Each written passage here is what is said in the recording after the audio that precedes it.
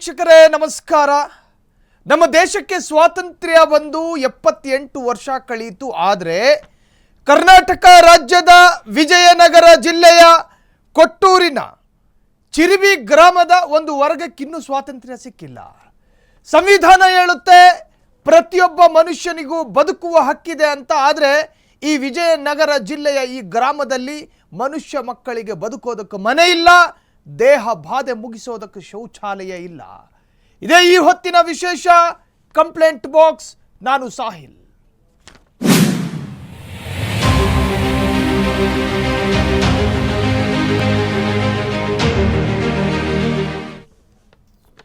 ಆ ಏರಿಯಾ ಇಡೀ ದಲಿತ ಸಮುದಾಯ ಬದುಕುವಂತಹ ಏರಿಯಾ. ಆ ಏರಿಯಾದಲ್ಲಿ ಅನೇಕ ಮನೆಗಳಿದ್ದಾವೆ, ಸಾವಿರಾರು ವೋಟರ್ಸ್ಗಳಿದ್ದಾರೆ. ಅವರೆಲ್ಲರೂ ಭಾರತದ ಪ್ರಜೆಗಳು, ಕರ್ನಾಟಕದ ಕನ್ನಡಿಗರು. ಆದರೆ ಮಲಗೋದಕ್ಕೊಂದು ಸೂರಿಲ್ಲ. ವಯಸ್ಸಿಗೆ ಬಂದಿರುವ ಹೆಣ್ಣು ಮಕ್ಕಳಿರ್ತಾರೆ, ಅವರು ಬೀದಿ ಬದಿಲು ಮಲಗಬೇಕೇನು? ಮಲಗೋದಕ್ಕೊಂದು ಸುರಕ್ಷಿತವಾದ ಮನೆಗಳಿಲ್ಲದ ಒಂದು ಏರಿಯಾ ನಮ್ಮ ಕರ್ನಾಟಕದಲ್ಲಿ ಇದೆ ಅಂದರೆ ನೀವು ನಂಬ್ತೀರಾ? ಹಾಗಾದರೆ ಎಲ್ಲಿ, ಏನು, ಎತ್ತ? ಈ ತರಹದ್ದೊಂದು ಏರಿಯಾದ ಕಥೆ ಇವತ್ತಿನ ಕಂಪ್ಲೇಂಟ್ ಬಾಕ್ಸ್ನಲ್ಲಿ ತೋರಿಸ್ತೀವಿ. ಇದು ನಮ್ಮ CM DK ಸಾಹೇಬರು ನೋಡಲೇಬೇಕಾದ ಬ್ರೇಕಿಂಗ್. ಸ್ವಾತಂತ್ರ್ಯ ಬಂದು 78 ವರ್ಷ ಆದರೂ ನಾವೆಲ್ಲಿದ್ದೀವಿ? ವಿಜಯನಗರ ಸಾಮ್ರಾಜ್ಯವಾಗಿದ್ದ ಪ್ರದೇಶದಲ್ಲಿ ಅವಾಂತರ. ವಿಜಯನಗರ ಜಿಲ್ಲೆಯಲ್ಲಿ ಜನರ ವನವಾಸ, ಅಧಿಕಾರಿಗಳ ಗಾಢ ಮೌನ. ತಗಡಿನ ಶೀಟ್ ಇದೆಯಂತೆ, ತಡಿಕೆ ಗುಡಿಸಿಲುಗಳು ಅದರಲ್ಲೇ ವಾಸ ಅಂತೆ. ಮಹಿಳೆಯರು ಇನ್ನು ಬಯಲು ಶೌಚಕ್ಕೆ ಹೋಗುವ ಪರಿಸ್ಥಿತಿ ಇದೆ. ನೀರು ಇಲ್ಲ, ಕರೆಂಟು ಇಲ್ಲ, ಕತ್ತಲ ಬದುಕು. ಇನ್ನು ನಾವೆಲ್ಲಿದ್ದೇವೆ ಅನ್ನೋ ಸಮಸ್ಯೆ. ಜನಪ್ರತಿನಿಧಿಗಳೇ, ನಿಮಗೆ ಬರೀ ಮತ ಮಾತ್ರ ಬೇಕಾ? ರಾಜಕಾರಣಿಗಳೇ, ಜನರ ಈ ಸಂಕಷ್ಟ ನಿಮಗೆ ಬೇಡವ? ಓಟ್ ಕೇಳೋದಕ್ಕೆ ಬರ್ತೀರಿ, ಕಣ್ಣೀರು ಒರೆಸೋದಕ್ಕೆ ಯಾಕೆ ಬರೋದಿಲ್ಲ? AC ರೂಮಿನ ಅಧಿಕಾರಿಗಳೇ, ಇವರ ಈ ನರಕ ಯಾತನೆ ನಿಮಗೆ ಕಾಣಿಸುವುದಿಲ್ಲವ? ಓಟ್ ಕೇಳಿ ಊರಿಗೆ ಬಂದ್ರೆ ಕಳೆದ 35 ವರ್ಷಗಳಿಂದ ಚಿರಿಬಿ ಅಂತ ಗ್ರಾಮದಲ್ಲಿ ನೋಡಿ, ಇದು ವಿಜಯನಗರ ಜಿಲ್ಲೆಯಲ್ಲಿರೋದು. ವಿಜಯನಗರದಲ್ಲಿ ವಿಜಯನಗರ ಸಾಮ್ರಾಜ್ಯ ಅದಕ್ಕೆ ಸಾಕ್ಷಿಯಾಗಿದ್ದ ಭೂಮಿಯಲ್ಲಿ ಒಂದು ವರ್ಗ ಮನೆ ಇಲ್ಲದೆ ಬದುಕ್ತಾ ಇದೆ. ನಾಚಿಕೆಯಾಗಬೇಕು ಆ ಭಾಗದ ಜನಪ್ರತಿನಿಧಿಗಳಿಗೆ. ಎಲೆಕ್ಷನ್ ಹತ್ರ ಬಂದಾಗ ಅದೇ ಓಣಿಕೇರಿಯಲ್ಲಿ ಅಡ್ಡಾಡ್ಕೊಂಡು ಅವರ ಕೈಕಾಲಿಗೆ ಬಿದ್ದು ಓಟ್ ಹಾಕಿಸ್ಕೊಳ್ಳೋ ನೀವು. ಕೊಟ್ಟೂರಿನ ಚಿರಿಬಿ ಗ್ರಾಮದ 35 ವರ್ಷಗಳಿಂದ ವಂಚಿತರಾದ ಗ್ರಾಮಸ್ಥರ ಕಣ್ಣೀರು ಒರೆಸೋದ್ಯಾರು? ಬಯಲು ಶೌಚಕ್ಕೆ ಹೋಗುವ ಅನಿವಾರ್ಯತೆ ಯಾವಾಗ ಮುಗಿಯುತ್ತೆ? ಸಾಂಕ್ರಾಮಿಕ ರೋಗ ಹರಡುವ ಮುನ್ನ ಎಚ್ಚರಗೊಳ್ಳುವುದೇ ಜಿಲ್ಲಾ ಪಂಚಾಯತ್. ಇನ್ನಾದರೂ ಕಣ್ಣು ಬಿಡುತ್ತಾ ವಿಜಯನಗರ ಜಿಲ್ಲಾಡಳಿತ? BDO, EO, CEOಗಳ ಬೇಜವಾಬ್ದಾರಿತನಕ್ಕೆ ಬಡವರೇ ಬಲಿಪಶು ಆಗ್ತಾ ಇದ್ದಾರೆ. ದಲಿತ ಕೇರಿಗೆ ವಿದ್ಯುತ್, ಕುಡಿಯುವ ನೀರು ಸಿಗೋದು ಯಾವಾಗ? ಕೊಟ್ಟೂರಿನ ಈ ಗ್ರಾಮದಲ್ಲಿ ಮೂಲ ಸೌಕರ್ಯವಿಲ್ಲದೆ ವಿಜಯನಗರದ ಹಳ್ಳಿಯಲ್ಲಿ ನರಕದ ಬದುಕು ಜನರದ್ದು. ಭಾಷಣ ಬಿಗಿಯುವ ನಾಯಕರೇ, ಇವರ ಕಣ್ಣೀರು ಕಾಣ್ತಾ ಇಲ್ವಾ ನಿಮಗೆ? ಅವ್ರು ಮನುಷ್ಯರಲ್ವಾ? ಗೆದ್ದ ಮೇಲೆ ದಲಿತ ಕೇರಿಯ ಮುಖ ಮರೆತು ಹೋಯಿತೆ ನಾಯಕರು. ಬಡವರ ಓಟು ಪಡೆದು ಬಡವರನ್ನೇ ಮರೆತ ರಾಜಕೀಯ ವ್ಯವಸ್ಥೆ ನಿಜಕ್ಕೂ ಲಜ್ಜೆಗೆಟ್ಟ ವ್ಯವಸ್ಥೆ. ಗಬ್ಬೆದ್ದು ನಾರುವ ಚರಂಡಿಯ ಮಧ್ಯೆ ಜನರು ವಾಸ ಮಾಡಬೇಕು. ಇನ್ನು ರಾಜಕಾರಣಿಗಳೇ ನೆನಪಿರಲಿ, ಮತ ನೀಡುವ ಜನರೇ ತಿರುಗಿ ಬಿದ್ದಿದ್ದಾರೆ. ವೋಟ್ ಬ್ಯಾಂಕ್ ಪಾಲಿಟಿಕ್ಸ್ ಸಾಕು, ಮೊದಲು ಶೌಚಾಲಯ ಕೊಡಿ ಅಂತ ಹೇಳಿ ಜನ ಬೀದಿಗೆ ಬಂದು ಮಾತನಾಡ್ತಿದ್ದಾರೆ. ನಮಗೆ ತಕ್ಷಣ ಕುಡಿಯುವ ನೀರು, ವಿದ್ಯುತ್ ಸಂಪರ್ಕ ಕೊಡಿ. ಮತ ಕೇಳಿ ಊರೊಳಗೆ ಬಂದ್ರೆ ಹುಷಾರು, ಬಿ ಕೇರ್ಫುಲ್ ಅಂತಿದ್ದಾರೆ ಜನ. ಚುನಾವಣೆ ಬಹಿಷ್ಕಾರಕ್ಕೆ ಗ್ರಾಮಸ್ಥರ ನಿರ್ಧಾರ. ಜನಪ್ರತಿನಿಧಿಗಳೇ ಮತ ನೀಡಿದ ಜನರನ್ನ ಹೀಗೆ ಕೈ ಬಿಡೋದು ನ್ಯಾಯ? ಸಂವಿಧಾನದ 21ನೇ ವಿಧಿ ಹೇಳುತ್ತೆ ಮನುಷ್ಯನಿಗೂ ಬದುಕೋ ಹಕ್ಕಿದೆ ಅಂತ. ಬದುಕೋ ಹಕ್ಕಂದ್ರೆ ಏನು? ಆತ ಬದುಕುವ ಜಾಗದಲ್ಲಿ ಮೂಲಭೂತ ಸೌಕರ್ಯಗಳಿರಬೇಕು. ಕನಿಷ್ಠ ಚರಂಡಿ ವ್ಯವಸ್ಥೆ, ಕನಿಷ್ಠ ನೀರಿನ ಸೌಕರ್ಯ, ಕನಿಷ್ಠ ಆತನಿಗೆ ಸೂರಿನ ಸೌಕರ್ಯ. ಸೊ ನೋಡಿ, ಇವ್ಯಾವುದೂ ಇಲ್ಲದ ಆ ಊರಿನ ಕಥೆಯನ್ನ ಈ ಸ್ಪೆಷಲ್ ರಿಪೋರ್ಟ್ನಲ್ಲಿ ನಾವು ನಿಮಗೆ ತೋರಿಸ್ತೀವಿ.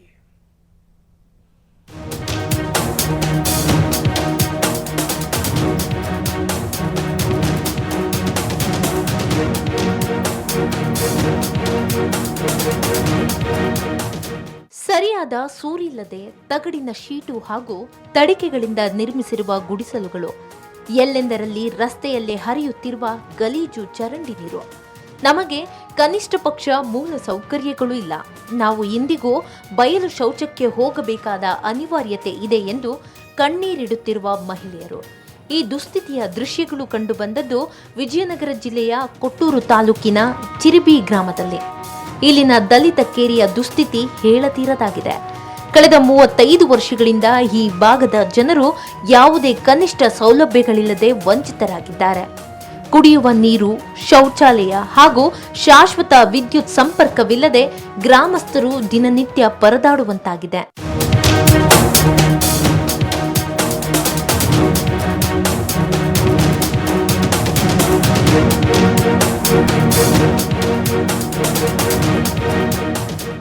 ಈಗ ಅಲ್ಲಿ ಬಹಳ ದಿವಸ ಆತ್ ಬಿಡ್ರಿ. ಹಿಂಗ ಕತ್ಲಾಗ ಸಾಯ್ತಿವಿ. ಕರೆಂಟ್ ಇಲ್ಲ, ಚರಂಡಿ ಇಲ್ಲ, ನೀರಿನ ವ್ಯವಸ್ಥೆ ಇಲ್ಲ, ಯಾವ್ದು ಇಲ್ಲ. ನಮಗೆ ಬಾತ್ರೂಮ್ ಇಲ್ಲ, ಯಾವ್ದು ಇಲ್ಲ. ಸುಮ್ನೆ ಹಿಂಗ ಜೀವನ ಮಾಡ್ತೀವಿ. ಈಗ ಈಗ ಒಂದ್ 30 ವರ್ಷ ಆಗಕ್ ಬಂತ ನೋಡ್ರಿ. ಹಿಂಗ ಜೀವನ ಮಾಡ್ತೀವಿ. ಯಾವ ಸೋಳು ಹುಡುಗರಿಗೆ ಹೇಳ್ಬಾರ್ದು ನಮ್ಮದು. ದಲಿತ ಕೇರಿಯ ಮಹಿಳೆಯರು ದಿನನಿತ್ಯದ ಚಟುವಟಿಕೆಗಳಿಗೆ ತೀವ್ರ ಸಂಕಷ್ಟ ಎದುರಿಸುತ್ತಿದ್ದಾರೆ. ಗ್ರಾಮದಲ್ಲಿ ಎಲ್ಲೆಂದರಲ್ಲಿ ಕಸ ಹಾಗೂ ಚರಂಡಿ ನೀರು ನಿಂತು ಗಬ್ಬೆದ್ದು ವಾಸನೆ ಬರುತ್ತಿದ್ದು ಸಾಂಕ್ರಾಮಿಕ ರೋಗಗಳ ಭೀತಿ ಎದುರಾಗಿದೆ. ಇಷ್ಟೆಲ್ಲ ಸಮಸ್ಯೆಗಳಿದ್ದರೂ ಗ್ರಾಮಸ್ಥರ ಅಳಲು ಕೇಳಲು ಸ್ಥಳೀಯ ಆಡಳಿತದ ಪಿಡಿಒ ಆಗಲಿ, ಇಒ ಆಗಲಿ ಅಥವಾ ಸಿಇಒ ಅಧಿಕಾರಿಗಳಾಗಲಿ ಮುಂದಾಗುತ್ತಿಲ್ಲ. ಅಧಿಕಾರಿಗಳ ಈ ಉದಾಸೀನತೆ ಹಾಗೂ ಪಂಚಾಯಿತಿ ಅಧಿಕಾರಿಗಳ ಬೇಜವಾಬ್ದಾರಿತನಕ್ಕೆ ಗ್ರಾಮಸ್ಥರು ತೀವ್ರ ಆಕ್ರೋಶ ವ್ಯಕ್ತಪಡಿಸುತ್ತಿದ್ದಾರೆ. ಕರೆಂಟ್ ಇಲ್ಲ, ನೀರಿಲ್ಲ, ಮತ್ತೆ ಬಾತ್ರೂಮ್ ಇಲ್ಲ, ಈ ಚರಂಡಿ ಇಲ್ಲ. ಎಲ್ಲ ಮನೆ ಹತ್ರ ಹೊಲಸು. ಈಗ 35 ವರ್ಷ ಮೇಲೆ ಆತ್ರಿ. ಯಾರು ಬಂದಿಲ್ಲ. ನಮಗೆ ಕರೆಂಟು, ನೀರು, ಈ ಚರಂಡಿ ಕ್ಲೀನ್ ಇರ್, ಬಾತ್ರೂಮ್, ಹೆಣ್ಮಕ್ಳಿಗೆ ಬಾತ್ರೂಮ್ ಇಲ್ರಿ, ಮಾಡಿಸ್ಕೊಡ್ಬೇಕ್ರಿ. ದೇಶಕ್ಕೆ ಸ್ವಾತಂತ್ರ್ಯ ಬಂದು 78 ವರ್ಷ ಕಳೆದರೂ ದಲಿತ ಕೇರಿಗಳಿಗೆ ಮೂಲ ಸೌಕರ್ಯ ಮರೀಚಿಕೆಯಾಗಿರುವುದು ವ್ಯವಸ್ಥೆಗೆ ಹಿಡಿದ ಕೈಗನ್ನಡಿಯಾಗಿದೆ. ತಕ್ಷಣವೇ ತಮಗೆ ಮೂಲಭೂತ ಸೌಕರ್ಯ ಒದಗಿಸದಿದ್ದರೆ ಮುಂಬರುವ ಚುನಾವಣೆಗಳನ್ನು ಸಂಪೂರ್ಣವಾಗಿ ಬಹಿಷ್ಕರಿಸುವುದಾಗಿ ಗ್ರಾಮಸ್ಥರು ಎಚ್ಚರಿಕೆ ನೀಡಿದ್ದಾರೆ. ಇನ್ನಾದರೂ ನಮ್ಮನ್ನಾಳುವ ಸರ್ಕಾರಗಳು ಹಾಗೂ ಜಿಲ್ಲಾಡಳಿತ ಎಚ್ಚೆತ್ತುಕೊಂಡು ಈ ದಲಿತ ಕೇರಿಯನ್ನು ಉದ್ಧಾರ ಮಾಡುತ್ತಾವ, ಜನರಿಗೆ ವಿದ್ಯುತ್, ಕುಡಿಯುವ ನೀರು ಮತ್ತು ಶೌಚಾಲಯ ನಿರ್ಮಿಸಿಕೊಡುತ್ತಾವ ಅನ್ನೋದನ್ನ ಕಾದು ನೋಡಬೇಕಿದೆ. Bhimraj, freedom news, Vijayanagara.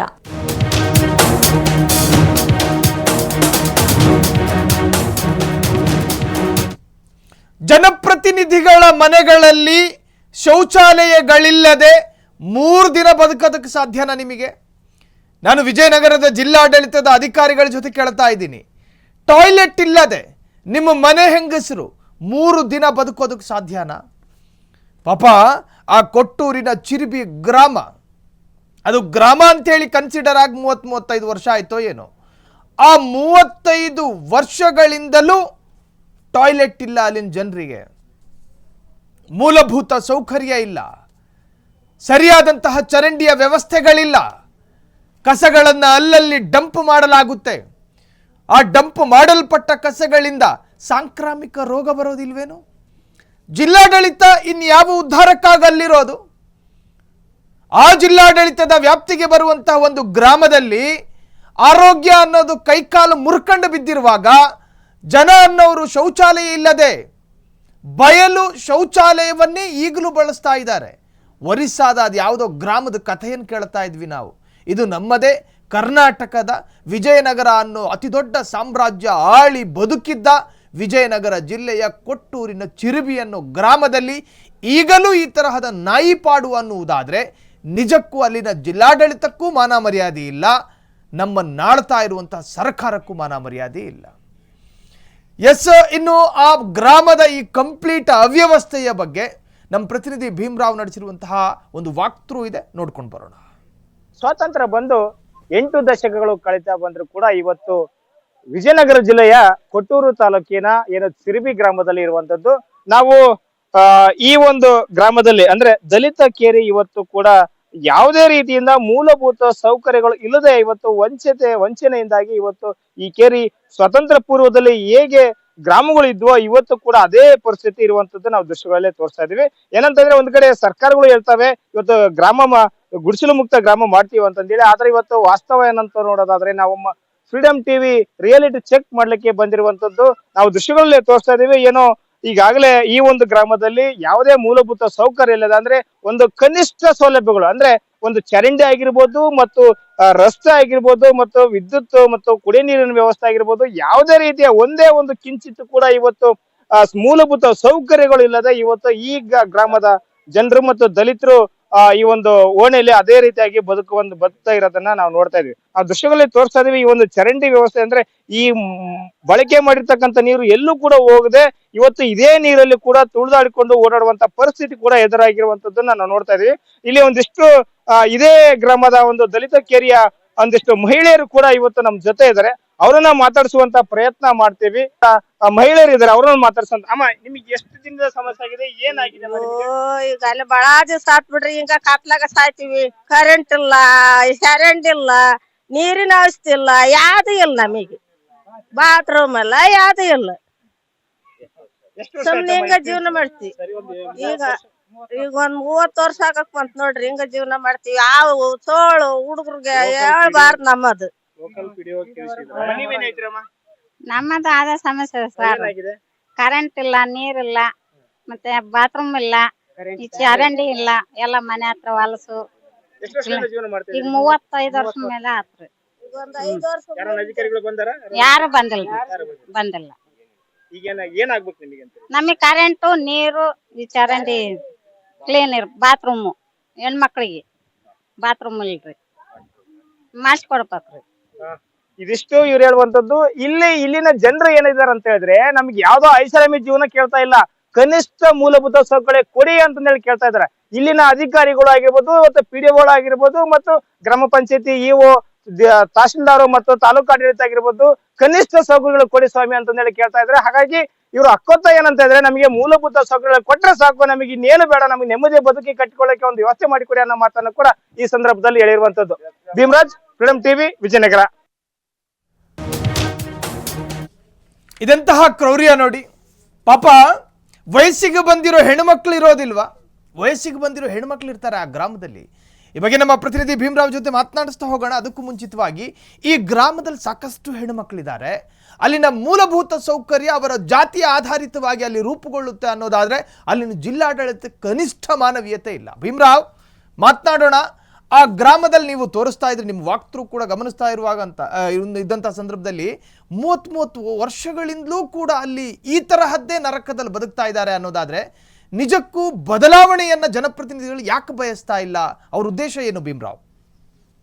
ಖಂಡಿತ ಸಾಯಿಲ್, ಏನಂತ ಹೇಳಿದ್ರೆ ಇದು ವ್ಯವಸ್ಥಿತವಾಗಿ ಈ ವ್ಯವಸ್ಥೆ ಅಂದ್ರೆ ಮೇಲು ಕೀಳನ ವ್ಯವಸ್ಥೆ ಇದೆ. ಈ ವ್ಯವಸ್ಥೆಯನ್ನ ಹಂಗೆ ಕಾಪಾಡ್ಕೊಂಡು ಹೋಗ್ಬೇಕಂತ ಒಂದು ಜನಪ್ರತಿನಿಧಿಗಳ ಒಂದು ಕುತಂತ್ರ ಅಂತ ಹೇಳಿದ್ರೆ ಕೂಡ ತಪ್ಪಾಗ್ಲಿಕ್ಕಿಲ್ಲ. ಯಾಕಂತ ಹೇಳಿದ್ರೆ ಈ ವ್ಯವಸ್ಥೆ ಹೇಗಿದೆ ಅಂತಂದ್ರೆ, ಈ ಹಿಂದೆ ಏನು ಸ್ವಾತಂತ್ರ್ಯ ಪೂರ್ವದಲ್ಲಿ ಏನು ವ್ಯವಸ್ಥೆ ಈ ದಲಿತರು ಕೇರಿಗಳು ಅಂತ ಏನೇ ಇದ್ವಲ್ಲ, ಅದೇ ರೀತಿಯಾಗಿ ಇವತ್ತು ಅದೇ ಮಾರ್ಗದಲ್ಲಿ ಇವತ್ತು ಹಂಗೆ ಇರುವಂತದ್ದು. ನಿಜವಾಗ್ಲೂ ಅದು ಎಷ್ಟರ ಮಟ್ಟಿಗೆ ಶೋಚನೀಯ ಅಂತ ಹೇಳಿದ್ರೆ, ಆ ಮಹಿಳೆಯರು ಮತ್ತು ಮಕ್ಕಳು, ವೃದ್ಧರು ಬಹಿರ್ದೆಸೆಗೆ ಹೋಗ್ಲಿಕ್ಕೆ ಎಷ್ಟೋ ಸರಿ ಹಾವು ಮತ್ತು ಚೋಳುಗಳು ಕಡ್ದಿರ್ತಕ್ಕಂಥ ಜೀವಂತ ಉದಾಹರಣೆಗಳು ಸಿಕ್ಕಿದಾವೆ. ಕೆಲವು ಹೆಣ್ಮಕ್ಳು ಮಾತಾಡ್ತಾರೆ, ಹೊರಗಡೆ ಹೋಗ್ಲಿಕ್ಕೆ ಹೊರಗಡೆ ಕೂಡ್ಲಿಕ್ಕೆ ನಮಗೆ ಅವಮಾನ ಆಗುತ್ತೆ ಅಂತಾರೆ. ಆದ್ರೆ ಇಂಥ ಪರಿಸ್ಥಿತಿಯಲ್ಲಿ ಕೂಡ ಅವರು ಜೀವನ ಕಳ್ಕೊಂಡಿದ್ದಾರೆ. ಜೊತೆಗೆ ಇಲ್ಲಿನ ಶಾಸಕರು ಏನಿದ್ದಾರೆ, ಈಗಾಗಲೇ 2008ರಿಂದ ಕೂಡ ಇವತ್ತು ಅಗ್ನಿಬೊಮ್ಮಳಿ ಕ್ಷೇತ್ರ ವ್ಯಾಪ್ತಿಗೆ ಸಂಬಂಧಪಡ್ತೈತಿ. ಹಾಲಿ ಶಾಸಕರು ಮತ್ತು ಮಾಜಿ ಶಾಸಕರು ಅವರನ್ನ ಓಟಿಗೆ ಮಾತ್ರ ಪರಿಗಣಿಸಿ ಮಾಡಿರುವಂತದ್ದು ನಿಜವಾಗ್ಲೂ ಇದೊಂದು ಖೇದಕರ ವಿಷಯ ಅಂತಾನೆ ಕೂಡ ಹೇಳಿದ್ರೆ ತಪ್ಪಾಗ್ಲಿಕ್ಕಿಲ್ಲ.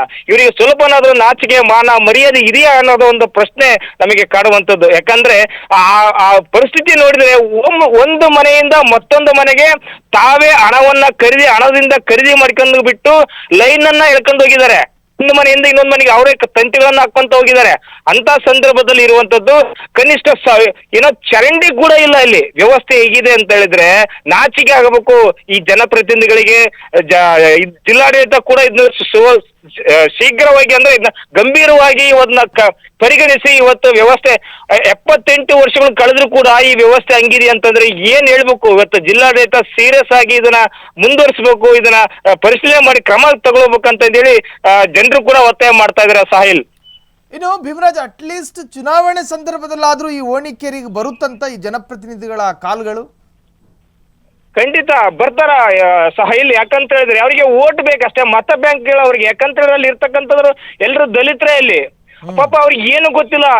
ಈಗ ನಾವು ಇವತ್ತಿನ ವ್ಯವಸ್ಥೆ ನೋಡಿದ್ರೆ ಸುಮಾರು 30 ರಿಂದ 40 ವರ್ಷ ಹಿಂದ್ಗಡೆ ಇದಾರೆ ಅವರು. ಇವತ್ತಿನ ಜನರೇಷನ್ ಕಂಪೇರ್ ಮಾಡಿದ್ರೆ ನಾವು 30 ರಿಂದ 40 ವರ್ಷ ಹಿಂದ್ಗಡೆ ಇದಾರೆ ಅವರು.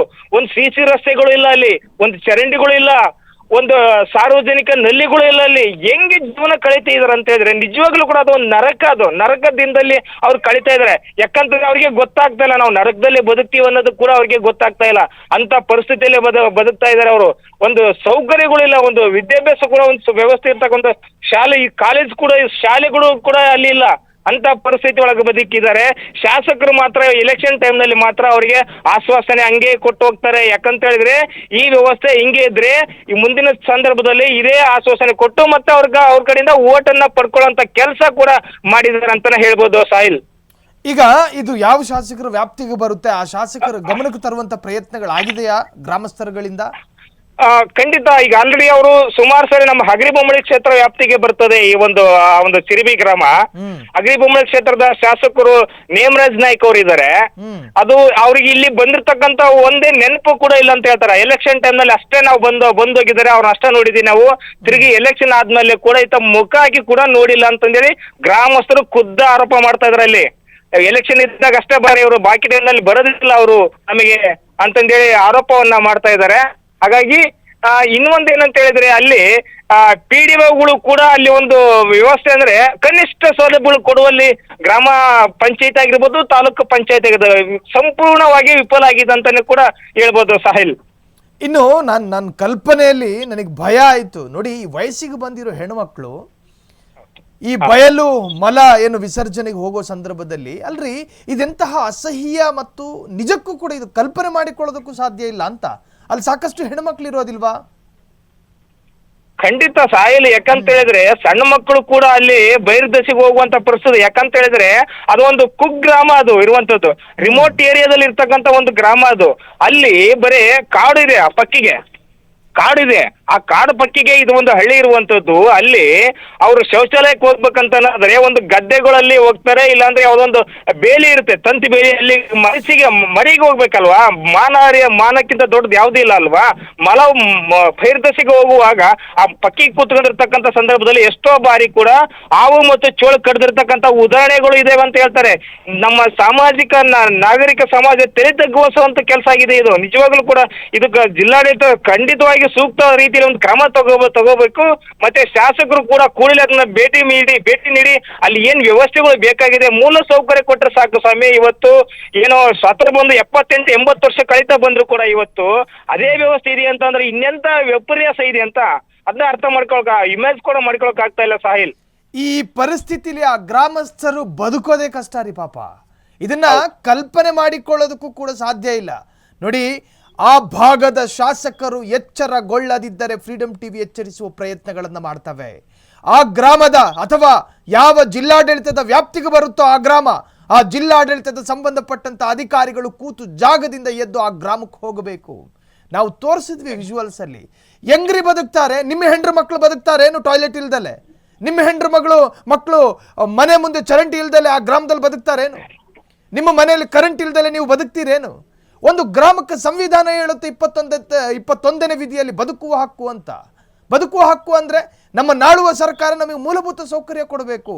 ನಮಗೇನು ಪಂಚತಾರ ಹೋಟ್ಲು ಮಾಡ್ಕೊಡಿ ಅಥವಾ ನಮ್ಮ ಊರಿಗೊಂದು ಹಾಸ್ಪಿಟ್ಲ್ ಮಾಡಿಕೊಡಿ ಅಂತ ಕೇಳ್ತಿಲ್ಲ ಅಲ್ಲಿನ ಗ್ರಾಮಸ್ಥರು. ನಮಗೆ ಕೊಡಲೇಬೇಕಾದಂಥ ಮೂಲಭೂತ ಸೌಕರ್ಯ, ಪ್ರೈಮರಿ ಫೆಸಿಲಿಟೀಸ್. ಚರಂಡಿ ಕೇಳ್ತವ್ರೆ, ಮಾಡಿಕೊಡಿ. ಅವರು ಈ ದೇಶದ ಪ್ರಜೆ ಅಲ್ವಾ? ಅಲ್ಲಿನ ನಾಗರಿಕರಲ್ವಾ? ವೋಟಿಂಗ್ ಪವರ್ ಇದೆ, ಅವರಲ್ಲಿ ಮತದಾನದ ಹಕ್ಕಿದೆ. ಅಂತಹ ನಾಗರಿಕರನ್ನ ನೀವು ಒಂದು ತರಹದ 3ನೇ ದರ್ಜೆಯ ಪ್ರಜೆಗಳನ್ನಾಗಿ ಇಟ್ಕೊಂಡಿದ್ದೀರಲ್ಲಿ. ಅತ್ಯಂತ ದಯನೀಯ ಸ್ಥಿತಿಯಲ್ಲಿ ಬದುಕ್ತಾ ಇದ್ದಾರೆ. ನಿಮ್ಮ ಕಣ್ಣುಗಳಿಗೆ ತಾತ್ಕಾಲಿಕ ಅಂಧತ್ವ ಬಾಧಿಸಿದೆ, ನಿಮ್ಮ ಕಿವಿಗಳಿಗೆ ತಾತ್ಕಾಲಿಕ ಕಿವುಡುತನ ಬಾಧಿಸಿದೆ ಅನ್ನೋದಾದರೆ ನಿಜಕ್ಕೂ ಆಧುನಿಕ ಅಸಹ್ಯ ಇದು. ನಿಮ್ಮ ಗಮನಕ್ಕೆ ಬಂದಿಲ್ವೋ ಅಥವಾ ನಿಮ್ಮ ಗಮನಕ್ಕೆ ಬಂದಿದ್ರೂ ಕೂಡ ಆ ಸಮುದಾಯ ಹಂಗೆ ಬದುಕಲಿ, ಅವರ ಸಾಂಪ್ರದಾಯಿಕ ಬದುಕಿನ ಶೈಲಿನೇ ಹಾಗೆ ಅಂತೇಳಿ ಸುಮ್ಮನಿದಿರೋ ಗೊತ್ತಿಲ್ಲ. ನಿಮ್ಮನ್ನು ಎಚ್ಚರಿಸುವಂಥ ಪ್ರಯತ್ನ ಮಾಡುತ್ತೆ. ಭೀಮರಾಜ್, ಕೊನೆಯದಾಗಿ ಆ ಗ್ರಾಮವನ್ನು ಸುತ್ತಾಡ್ಕೊಂಡು ಅಲ್ಲಿನ ಆ ಪರಿಸ್ಥಿತಿಯನ್ನು ನೀವು ಕಣ್ಣಾರೆ ಕಂಡಂತಹ ಪ್ರತ್ಯಕ್ಷದರ್ಶಿ, ಕೊನೆಯದಾಗಿ ಏನು ಹೇಳ್ತೀರಿ? ಆ ಗ್ರಾಮಕ್ಕೆ ಏನು ಸಿಗಬೇಕು ನಮಗೆ? ಹೇಗಿದೆ ಅಂತ ಹೇಳಿದ್ರೆ ಅಲ್ಲಿನ ಅವರು ನರಕದ ದಿನಗಳಲ್ಲಿ ಬದುಕ್ತಾ ಇದಾರೆ. ಅಲ್ಲಿ ನಾವು ದೃಶ್ಯಗಳಲ್ಲಿ ತೋರಿಸ್ತಾ ಇದೀವಿ. ಆ ಚರಂಡಿ ನೀರು ಹರಿತಾ ಇದೆ, ಸ್ನಾನ ಮಾಡಿರ್ತಕ್ಕಂಥ ನೀರು ಹರಿತಾ ಇದೆ. ಅದ್ರ ಮೇಲೆ ಕಲ್ಲುಗಳು ಹಾಕೊಂಡು ಒಂದು ಕಲ್ ಮೇಲೆ ಕಾಲಿಟ್ಕೊಂಡು ಹೋಗ್ತಾ ಇದಾರೆ. ನಿಜವಾಗ್ಲೂ ತಾವು ಬಳಸಿರ್ತಕ್ಕಂಥ ನೀರು ಅದ್ರ ಮೇಲೆ ನಡ್ಕೊಂಡು ಹೋಗ್ಬೇಕು. ಇದು ಎಂತ ದುರಂತ. ಇನ್ನೊಂದು ನಾವು ಗಮನಿಸೋದು ಅಂದ್ರೆ ಇನ್ನೊಂದಿದೆ, ಅದು ಆ ಗ್ರಾಮದಲ್ಲಿ ಕನಿಷ್ಠ ಒಂದು ಮೃತಪಟ್ಟ ಆದ್ಮೇಲೆ ಕೂಡ ಶವ ಉಳಿಕೆ ಕೂಡ ಇಲ್ದಂತ ಪರಿಸ್ಥಿತಿ ಇದೆ. ನಿಜವಾಗ್ಲೂ ಕೂಡ ಒಂದೊಂದ ನಮ್ಮ ಫ್ರೀಡಮ್ ಟಿವಿ ತೋರ್ಸ್ಲಿಕ್ಕೆ ಹೋಗ್ತೇವೆ. ನಿಜವಾಗ್ಲೂ ಇನ್ನೊಂದು ಸರಣಿ ಸುದ್ದಿಗಳನ್ನ ಮಾಡಿದ್ರು ಕೂಡ ತಪ್ಪಾಗ್ಲಿಕ್ಕಿಲ್ಲ. ಇದೆ ಸಾಕಷ್ಟು ವಿಷಯಗಳು ಇದಾವೆ ನಮ್ಮ ಫ್ರೀಡಮ್ ಟಿವಿ ಮುಂದೆ ನಾವು ತೋರ್ಸೋಣ ಸಾಹಿಲ್. ಯಾಕಂದ್ರೆ ಒಟ್ಟಾರೆಯಾಗಿ ಹೇಳೋದಾದ್ರೆ ಈ ಗ್ರಾಮ ಸಂಪೂರ್ಣವಾಗಿ ನರಕದಲ್ಲಿ ಜೀವನ ನಡೆಸ್ತಕ್ಕಂಥದ್ದು ಅಂತ ಹೇಳಿದ್ರು ಕೂಡ ಸಂಪೂರ್ಣವಾಗಿ ತಪ್ಪಾಗ್ಲಿಕ್ಕಿಲ್ಲ. ಯಾಕಂತಂದ್ರೆ 78 ವರ್ಷ ಕಳೆದ್ರು ಕೂಡ ಮೂಲಭೂತ ಸೌಕರ್ಯ ಕೇಳ್ತಾ ಇದ್ದಾರೆ ಸ್ವಾಮಿ, ಬೇರೆ ಏನು ಕೇಳ್ತಾ ಇಲ್ಲ ಅವರು. ನಮಗೆ ಜಸ್ಟ್ ಬದುಕಲಿಕ್ಕೆ ಏನ್ ನೀಡಿದೆ ಅಷ್ಟೇ ಕೊಟ್ಬಿಡಿ ಸಾಕು. ಶೌಚಾಲಯ, ಚರಂಡಿ ಮಾಡಿಕೊಟ್ರೆ ಮತ್ತು ವಿದ್ಯುತ್ ಮತ್ತು ನೀರು ಅಷ್ಟೇನೆ ಕೇಳ್ತಾ ಇದಾರೆ, ಮತ್ತೇನು ಕೇಳ್ತಾ ಇಲ್ಲ. ಅವ್ರು ಯಾವ್ದೋ ಐಷಾರಾಮಿ ಜೀವನ ಕೇಳ್ತಾ ಇಲ್ಲ ಸಾಹಿಲ್. ಹಂಗಾಗಿ ಇದಕ್ಕೆ ಸಂಬಂಧಪಟ್ಟಂತೆ ಕೂಡ ಜಿಲ್ಲಾಡಳಿತ ಆಗಿರ್ಬೋದು, ಸಂಬಂಧಪಟ್ಟ ಏನು ಶಾಸಕರು, ಇದು ಹಗರಿಬೊಮ್ಮನಹಳ್ಳಿ ಕ್ಷೇತ್ರದ ಶಾಸಕರಿಗೆ ನೇಮರಾಜ್ ನಾಯಕ್ ಅವರಿಗೆ ಸಂಬಂಧಪಡ್ತಾರೆ. ಇದು ಕೊಟ್ಟೂರು ತಾಲೂಕಿಗೆ ಬರುತ್ತೆ, ಇದು ವಿಜಯನಗರ ಜಿಲ್ಲೆಗೆ ಸಂಬಂಧಪಟ್ಟಿರ್ತಕ್ಕಂಥದ್ದು. ಇವೆಲ್ಲವನ್ನು ಜನಪ್ರತಿನಿಧಿಗಳು ಮತ್ತು ಜಿಲ್ಲಾ ಮಟ್ಟದ ಅಧಿಕಾರಿಗಳು ಸೂಕ್ತ ರೀತಿಯಲ್ಲಿ ಸ್ಥಳಕ್ಕೆ ಹೋಗಿ ಅದನ್ನ ಸರಿಪಡಿಸುವಂತ ಕೆಲಸ ಆಗ್ಬೇಕಂತಂದೇಳಿ ನಮ್ಮ ಫ್ರೀಡಮ್ ಟಿವಿಯ ಅಳುಲು ಮತ್ತು ಹಕ್ಕೊತ್ತಾಯ ಅಂತಾನು ಕೂಡ ಹೇಳ್ಬೋದು ಸಾಹಿಲ್. ಇನ್ನು ಭೀಮರಾಜ್, ನಾವು ಆ ದೃಶ್ಯದಲ್ಲಿ ಗಮನಿಸುವಾಗ ಅಲ್ಲಿ ಸಾಕಷ್ಟು ಏನು ಹುಲ್ಲಿನ ಮನೆಗಳು ಅಂದ್ರೆ ಗುಡಿಸಲುಗಳು, ನೀವು ಹೇಳ್ತಾ ಇದ್ರಿ ಗುಡಿಸಲು ಮುಕ್ತ ರಾಜ್ಯ ಮಾಡಬೇಕು ಅನ್ನೋ ಭರವಸೆ ರಾಜ್ಯ ಸರ್ಕಾರ ಕೊಟ್ಟಿತ್ತು. ಆದರೆ ಈವರೆಗೂ ಗುಡಿಸಲು ಮುಕ್ತ ಪಂಚಾಯಿತಿ ಮಾಡೋದಕ್ಕೂ ಕೂಡ ಸರ್ಕಾರಕ್ಕೆ ಸಾಧ್ಯ ಆಗ್ತಾ ಇಲ್ಲ ಅನ್ನೋದು. ಈಗ ಈ ಗುಡಿಸಲಲ್ಲಿ ಬದುಕುವಂತಹ ಜನರಿಗೆ ಮಳೆ, ಬಿಸಿಲು ಅಥವಾ ಸಿಡ್ಲು ಬಂದಂತಹ ಸಂದರ್ಭದಲ್ಲಿ ಹೆಂಗಿರುತ್ತೆ ಜೀವನ? ಅಯ್ಯೋ ಸಾಹಿಲ್, ಅದ್ರ ಬಗ್ಗೆ ಹೇಳಂಗಿಲ್ಲ ಸಾಹಿಲ್. ಯಾಕಂತ ಹೇಳಿದ್ರೆ ಅಲ್ಲಿ ನರಕ ಜೀವನ. ಯಾಕಂತ ಹೇಳಿದ್ರೆ ಈ ಮುಂಗಾರು ಇರೋದ್ರಿಂದ ಬಹುತೇಕ ಗಾಳಿ ಮತ್ತು ಗುಡುಗು ಸಿಡಿಲು.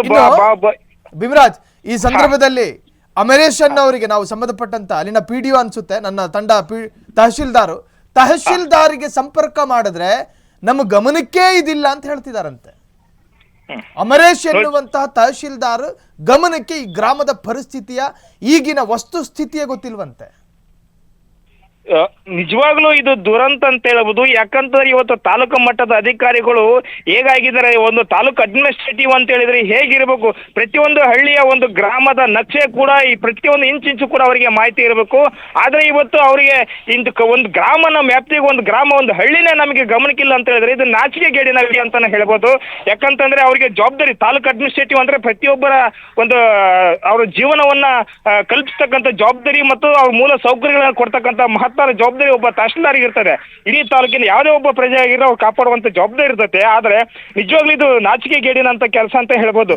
ಯಾಕಂದ್ರೆ ಅಲ್ಲಿ ಇನ್ನೊಂದು ನಾವು ಗಮನಿಸುವುದಂತ ಈ ಒಂದು ಗುಡಿಸಲು ಮುಕ್ತ ಗ್ರಾಮ ಅಂತ ಸರ್ಕಾರಗಳು ಟಾಮ್ ಆಗ್ತಾ ಇರ್ತವೆ, ಪ್ರಚಾರ ಮೇಲೆ ಪ್ರಚಾರ ಪಡ್ಕೊಳ್ತಾ ಇರ್ತವೆ. ಆದ್ರೆ ಇಲ್ಲಿ ವಾಸ್ತವ ನೋಡಿದ್ನಪ್ಪ ಅಂತ ಹೇಳಿದ್ರೆ ಅದು ಬರೀ ಕಡತಗಳಿಗೆ ಮಾತ್ರ ಸೀಮಿತ ಆಗಿರುವಂತದ್ದು.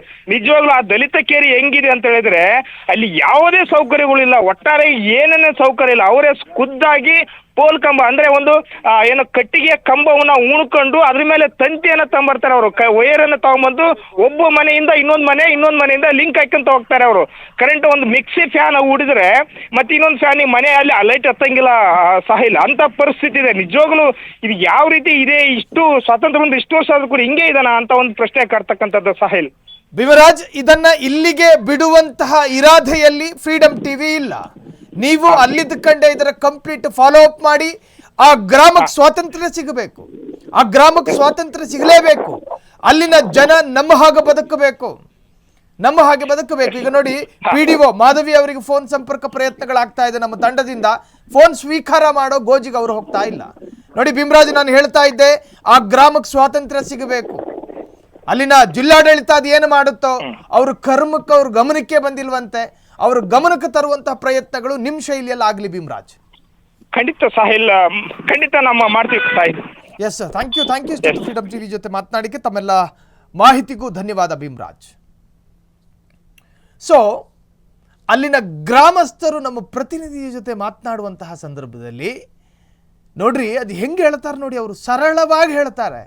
ನಾವು ನಮ್ಮ ದೇಹ ಬಾಧೆಯನ್ನು ತೀರಿಸೋದಕ್ಕೆ ಹೋಗೋ ಬಯಲು ಮಲ ವಿಸರ್ಜನೆಗೆ ಹೋಗೋ ಸಂದರ್ಭದಲ್ಲಿ ಹಾವು ಚೇಳುಗಳು ಬಂದು ಕಡಿತಾವೆ. ಇದನ್ನು ಕೇಳಿಸ್ಕೊತೀರಾ ನೀವು ಜಿಲ್ಲಾಡಳಿತ? ನಿಮ್ಮ ಮನೆಯವರು ಈ ಪರಿಸ್ಥಿತಿಯಲ್ಲಿದ್ದರೆ ನಿಮಗೆ ಅನ್ನಿಸುವ ಭಾವನೆ ಅಸಹ್ಯ ಅಲ್ವಾ? ಇದು ಒಂದು ವರ್ಗ ಅಥವಾ ಒಂದು ಸಮುದಾಯ ಜಾತಿ ಆಧಾರಿತವಾಗಿ ಆ ಗ್ರಾಮದ ವಿಕಸನಗಳಾಗಕೂಡದು. ಈ ಭಾರತದ ಭೂಮಿಯಲ್ಲಿ ಬದುಕುವ ಪ್ರತಿಯೊಬ್ಬ ವ್ಯಕ್ತಿಗೂ ಪ್ರತಿಯೊಬ್ಬ ನಾಗರಿಕನಿಗೂ ಬದುಕುವ ಸಂಪೂರ್ಣ ಹಕ್ಕುಗಳಿದ್ದಾವೆ. ಪ್ರತಿಯೊಂದು ಗ್ರಾಮಕ್ಕೂ ಕೂಡ ಮೂಲಭೂತ ಸೌಕರ್ಯಗಳು ಬರಲೇಬೇಕು. ಹಾಗಾಗಿ ಈ ಚಿರಿಬಿ ಅನ್ನುವ ಗ್ರಾಮ, ವಿಜಯನಗರ ಜಿಲ್ಲೆಯಲ್ಲಿರ್ತಕ್ಕಂತಹ ಈ ಚಿರಿಬಿ ಅನ್ನುವ ಗ್ರಾಮಕ್ಕೆ ಈ ಕೂಡಲೇ ಜಿಲ್ಲಾ ಆಡಳಿತ ಹೋಗಬೇಕು. ಅಲ್ಲಿನ PDO ತಹಶೀಲ್ದಾರ್ ನಮ್ಮ ಗಮನಕ್ಕೆ ಬಂದಿಲ್ಲ, ಫೋನ್ ತೆಗೆಯೋದಿಲ್ಲ ಅನ್ನೋ ಇರಾದೆಗೆ ಬಿದ್ದಿದ್ದಾರಲ್ಲ, ಅವರೆಲ್ಲರೂ ಕೂಡ ಚಿರಿಬಿ ಗ್ರಾಮಕ್ಕೆ ಹೋಗಬೇಕು, ಅಲ್ಲಿನ ಜನರ ಜೊತೆ ಮಾತನಾಡಬೇಕು, ಅಲ್ಲಿನ ಈಗಿನ ವಸ್ತು ಸ್ಥಿತಿಯನ್ನು ಗಮನಿಸಬೇಕು, ಅಲ್ಲಿನ ಪರಿಸ್ಥಿತಿಯನ್ನು ಅವಲೋಕನೆ ಮಾಡಬೇಕು, ಅಲ್ಲಿನ ಜನರ ಈಗಿನ ಏನದು ಆ ಸಂಕಟವನ್ನು ಕೇಳಬೇಕು, ಅದಕ್ಕೊಂದು ಪರಿಹಾರ ಕೊಡೋ ಪ್ರಯತ್ನಗಳಾಗಬೇಕು. ಸೊ ಇವೆಲ್ಲವನ್ನು ಕೂಡ ಈ ಕೂಡಲೇ ಆಗಬೇಕು. ಇದು ಫ್ರೀಡಮ್ ಟಿವಿಯ ಕಂಪ್ಲೇಂಟ್ ಬಾಕ್ಸಿನ ಕಳಕಳಿಯ ಮನವಿ. ಸಂಬಂಧಪಟ್ಟಂತಹ ಆ ಕ್ಷೇತ್ರದ ಶಾಸಕ ಶಿವನೇ, ಆ ಕ್ಷೇತ್ರದ ಶಾಸಕನನ್ನು ದೇವರೇ ಮೆಚ್ಕೋಬೇಕು. ನಿಮ್ಮ ಮೂಗಿನ ನೇರಕ್ಕಿರುವಂತಹ ಗ್ರಾಮದಲ್ಲಿ ನಿಮ್ಮ ಅಧಿಕಾರ ಅವಧಿಯಲ್ಲಿ ಈ ತರಹನೂ ಬದುಕ್ತಾ ಇದ್ದಾರಾ? ಇನ್ನು ವೀಕ್ಷಕರೇ, ಇದೇ ರೀತಿಯ ಅಕ್ರಮ, ಇದೇ ರೀತಿಯ ಭ್ರಷ್ಟಾಚಾರ, ಇದೇ ರೀತಿಯ ಅನ್ಯಾಯ, ಈ ತರಹದ್ದೇ ಪರಿಸ್ಥಿತಿಗಳು ನಿಮ್ಮ ಸುತ್ತಮುತ್ತವೂ ನಡೀತಾ ಇದ್ರೆ, ಅದು ನಿಮ್ಮ ಗಮನಕ್ಕೆ ಬಂದರೆ ನೀವು ಕೂಡ ಫ್ರೀಡಮ್ ಟಿವಿಯ ವಾಟ್ಸಾಪ್ ನಂಬರಿಗೆ ಸಾಕ್ಷಿ ಸಮೇತ ವಾಟ್ಸಾಪ್ ಮಾಡಿ 9686510149 ಈ ಸಂಖ್ಯೆಗೆ ವಾಟ್ಸಾಪ್ ಮಾಡಬಹುದು. ಇನ್ನು ನೀವು ನಮ್ಮ ಫ್ರೀಡಮ್ ಟಿವಿಯ ಪ್ರಧಾನ ಕಚೇರಿಗೂ ಭೇಟಿ ಕೊಡಬಹುದು. ಅದರ ವಿಳಾಸ ಹೀಗಿದೆ. ಸೊ ನಿಮ್ಮ ಕಣ್ಣು ಮುಂದೆ ಘಟಿಸಿರುವ ಅನ್ಯಾಯವನ್ನು ವಾಟ್ಸಪ್ ಮೂಲಕವೂ ಜೊತೆಗೆ ಫ್ರೀಡಮ್ ಟಿವಿಯ ಪ್ರಧಾನ ಕಚೇರಿಗೂ ಕೂಡ ದೂರು ದಾಖಲು ಮಾಡಬಹುದು. ಮುಂದಿನ ಸಂಚಿಕೆಯಲ್ಲಿ ಮತ್ತೊಂದು ಸ್ಟೋರಿಯನ್ನು ನಿಮ್ಮ ಮುಂದೆ ಇಡ್ತೀವಿ. ಅಲ್ಲಿವರೆಗೂ ನೋಡ್ತಾ ಇರಿ ಫ್ರೀಡಮ್ ಟಿವಿ. ಇದು ಜನಸಾಮಾನ್ಯರ ಚಾನಲ್.